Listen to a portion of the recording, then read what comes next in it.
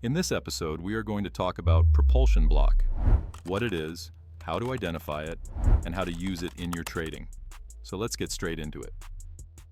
Now, if you haven't seen my video on order blocks, I would recommend checking that out first. If you don't understand what order blocks are, this video will not make much sense. With that being said, we will do a quick review of order blocks in the PDF before we start learning about propulsion blocks. So let's get into it. Here we are in the PDF, and we are going to do a quick review of what an order block is. An order block is usually a single candle or a series of candles that leads into an important level and then gets displaced and closed over, which validates that level as an order block. Now, a propulsion block is essentially an order block that forms off of another order block. So, for this example here, we have a down close candle moving into an important level, and then price closes above that candle, which validates it as an order block. After that happens, price retraces back into that order block. Then price closes above another down close candle or series of down close candles within that order block, and that is what creates a propulsion block. With a propulsion block, I expect the opening price of that candle to be very sensitive. If we zoom in, ideally, I do not want to see price breaking the mean threshold of that propulsion block. Now let's quickly review what a bearish order block looks like. In a bearish scenario, we have a single or series of up-close candles moving into an important level, and then price displaces lower and closes below the opening price of those candles, validating that level as a bearish order block. When price comes back to retest that level, I want to see price reject and trade away from that order block. Similarly, with a bullish order block, we have a single or series of down close candles moving into an important level, and then price displaces and closes above those candles, validating it as a bullish order block. When price comes back to retest that area, I want to see price trade away from that order block to the upside. So, once again, what is a propulsion block? A propulsion block is simply an order block that forms off another order block. In this example, we first have a down close candle moving into an important level, which then gets closed over, validating it as an order block. Price then retraces into that order block, and once price closes above another down close candle or series of down close candles inside that area, that creates the propulsion block. With propulsion blocks, the opening price becomes a very sensitive level, and ideally I do not want to see price breaking the mean threshold of that propulsion block. Now that you understand what a propulsion block is, let's hop into the charts and go over a few examples of them. So here we are on the oil charts for our first example, and if you take a look at this price action, what do you notice? Well, if you observe closely, you can see that price reaches into a breaker block. In this area, we also have a series of up-close candles. The daily candle might not be displaying perfectly on the chart here, but these are the up-close candles that we are going to use for our analysis. This daily candle actually has its body extending into this area, and from there, we get displacement. Now, the important part is where price closes. Price closes below the series of those up-close candles, and that validates this area as an order block. Now, the next thing we want to see is whether price comes back to retest that area. And as you can see here, price does come back and retests the order block. Now, if we are going to form a propulsion block, remember what we are looking for. A propulsion block is an order block that forms off of another order block. So we look at this up-close candle that retests the order block, and if price closes below that up-close candle, then we have formed a propulsion block. Now that we have that closure, I anticipate this propulsion block to be very sensitive. Another important thing I do not want to see is price coming back up and breaking or closing above the mean threshold of this propulsion block. If I wanted to take an entry directly on the daily chart, I could enter around the opening price of that propulsion block. For my stop loss, I could either place it on the other side of the candle body or above the high of the candle. Personally, I prefer placing the stop on the other side of the body.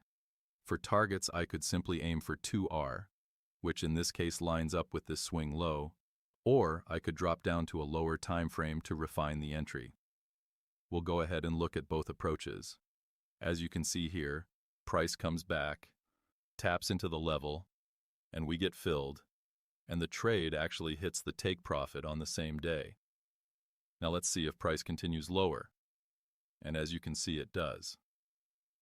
So now let's drop down to the hourly chart and see if we can find a lower time frame entry while still using the daily propulsion block as our framework.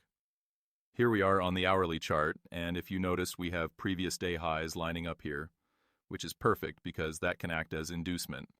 Here is our propulsion block, and ideally, we want to see a nice reaction from this area. So let's see what happens. So far, price is reacting nicely. Now, I am not trying to catch the exact top here. Instead, what I am looking for is confirmation. You can see we have a series of up-close candles here, and if price closes below that series, that will form an order block, which I can then use for an entry. Now, at first, we do not get a clear close below, so I'm not interested in entering yet. But here we finally get a clear close below that level, and now I can look to take an entry. For my stop loss, I could place it above the order block, above the breaker block, or simply above the high. Personally, I prefer placing my stop above the high. For my target, I'm looking for sell-side liquidity, which in this case is this low here. So, let's see how the trade plays out. And there we go. Price delivers directly into the sell-side liquidity, completing the move. For our next example, we're going to look at GBPUSD on the 60-minute chart. If you've seen my last video, you'll remember that I was already using this example. In this situation, we have SMT present, we also have displacement, and we have a breaker block forming here. In addition to that, there is a low resting right here, which becomes important as potential liquidity. So let's see how the price develops. Price first reaches into the breaker block and sweeps that low. After that happens, the next thing we want to see is whether we get displacement out of that area. And as you can see, we do get that displacement. So now what do we have? We have price reaching into an important level, sweeping an old low, and reacting inside a fair value gap and a breaker block, followed by strong displacement to the upside. At that point, we can mark this down close candle as our order block. Now let's see what happens next. Price comes back and respects that order block. Now if price closes above the down close candle that reacted off the order block, that will form what we call a propulsion block. So the question is, do we get that close above it? Yes, we do. Now that the propulsion block is formed, the next thing I want to see is price respecting the opening price of the propulsion block. And most importantly, I do not want to see price closing below the mean threshold of that propulsion block. If you watch the price action here, you can see that price does return into the propulsion block, but it respects the mean threshold of the level. And shortly after that, we get the displacement to the upside. So that is another example of how a propulsion block works and how it can be used as a reaction level in the market. Now, if I were actually looking to take a trade using this propulsion block, the way I would approach it is fairly simple. I would look to enter around the opening price of the propulsion block, and with propulsion blocks, I am comfortable placing my stop loss on the other side of the candle body. For my target, I would simply aim for the buy-side liquidity resting above, which in this case would be the highs sitting right here. All right, so that is how propulsion blocks work and how you can use them in your trading. The main thing you want to remember is that a propulsion block forms when an order block creates another order block off of it, and once that happens, the opening price of that propulsion block becomes a very sensitive level. When price comes back into that area, you want to see price respect the mean threshold of the propulsion block and react away from it, which can give you a very clean entry with clear targets toward liquidity. But just like any other concept, you should not trade propulsion blocks in isolation.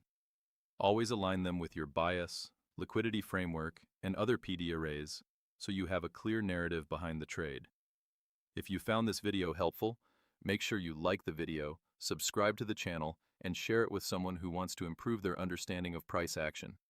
And with that being said, I'll see you in the next one.